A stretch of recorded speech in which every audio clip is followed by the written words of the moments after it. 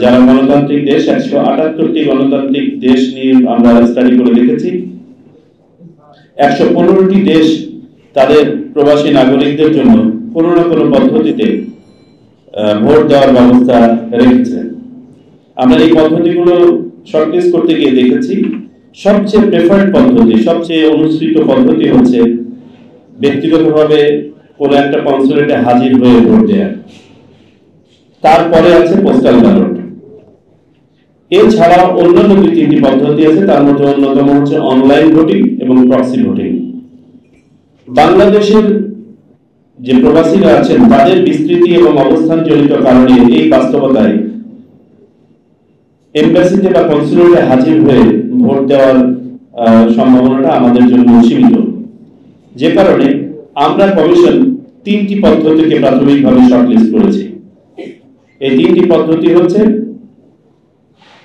Postal ballot, যেটি আমাদের available সময়ের মধ্যে সম্পন্ন করা সম্ভব, 2 অনলাইন ভোটিং, 3 প্রক্সি ভোটিং।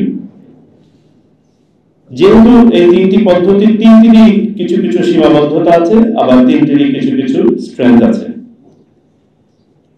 কমিশনে প্রেজেন্ট করার পরে কমিশনের সিদ্ধান্ত অনুযায়ী আমরা যারা বিশেষজ্ঞ আছেন, নির্বাচন বিশেষজ্ঞ, টেকনোলজি বিশেষজ্ঞ, আইন বিশেষজ্ঞ, নির্বাচন ব্যবস্থাপনা বিশেষজ্ঞ, এদের সমন্বয়ে ওয়ার্কশপ করার সিদ্ধান্ত নেই। গতকালকে সেই ওয়ার্কশপটি, গত 8ই এপ্রিল এই ওয়ার্কশপটি অনুষ্ঠিত হয়েছে। আপনারা সেখানে ছিলেন। ডে লং ওয়ার্কশপ ছিল, এক্সটেন্ডেড আওয়ার পর্যন্ত হয়েছে, যেখানে 10টি টিম তাদের উপস্থাপনা প্রেজেন্ট করেছে। এই 10টি টিমের মধ্যে বিভিন্ন ইউনিভার্সিটি এবং প্রতিষ্ঠান, মন্ত্রণালয়, বিশেষজ্ঞ সংস্থা ইত্যাদি ছিলেন। কালকে যারা উপস্থিত ছিলেন আমাদের ওয়ার্কশপে, তাদের মধ্যে অন্যতম হচ্ছে Dhaka university, BUET, MIST, ministry of foreign affairs,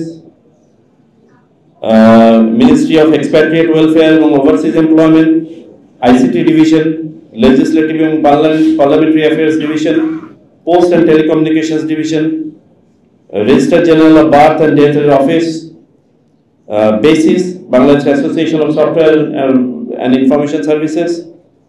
এর বাইরে কতগুলো ইন্ডিভিজুয়াল প্রতিষ্ঠানও ছিল, দেশি এবং বিদেশি। এর মধ্যে থেকে আমরা 10টা প্রেজেন্টেশন কালকে শুনেছি, যেখানে আমরা দেখার চেষ্টা করেছি যে 3টা পদ্ধতি আমরা প্রেসক্রাইব করছি, এই 3টা পদ্ধতির মেরিটস এবং ডিমেরিটস গুলো।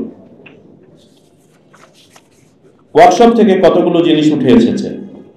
প্রথমত, আমরা যে পদ্ধতি অনুসরণ করি না কেন, বাংলাদেশের প্রবাসীদের বিস্তৃতি, ধরন, ডিজিটাল লিটারেসি, মিশন অফিসের বিস্তৃতি এবং সক্ষমতা, লজিস্টিক রিকোয়ারমেন্ট এবং সময় বিবেচনা সাপেক্ষেই আমাদেরকে করতে হবে।